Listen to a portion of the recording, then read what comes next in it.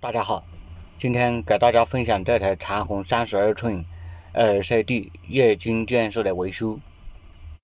主要故障就是通电能够开机，但是没有图像，没有声音，背光也不亮。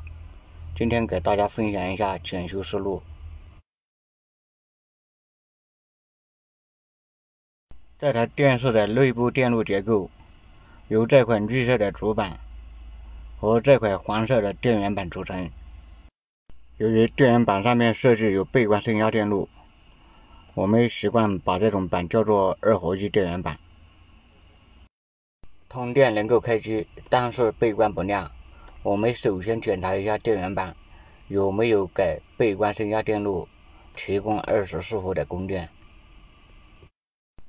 我们先找到24伏的供电端口测量一下，这是2路供电，一路供给主板上面的半音功放，一路供给背光升压电路。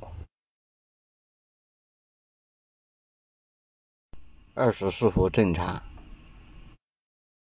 然后再测量一下有没有主板送过来的 3.3 伏的背光驱动信号。背光驱动信号就在这一个插口的第9角，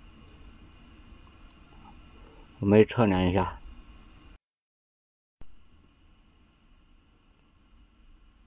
没有电压。背光驱动信号是由主板这边提供过去的，在这边要能够看清楚一点。找到背光驱动信号的标识，测量一下，就这一组，我们测量一下，没有驱动电压输出，这样就可以判断背光不亮的原因是主板损坏引起的。为了明确背光电路有没有故障，我们可以找一根引线，把5伏电压引上去，强制启动背光，看能不能工作。这里就是主板上面5伏的供电端口，测量一下有没有导通，可以。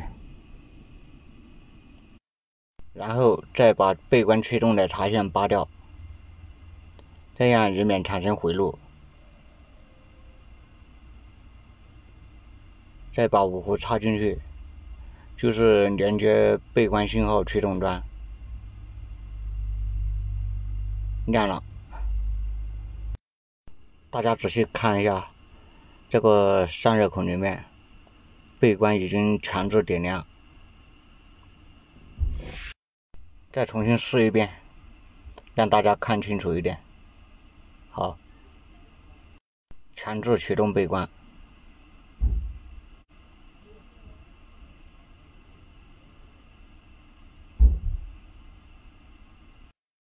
这台电视背光不亮的故障，主要是出在主板上面。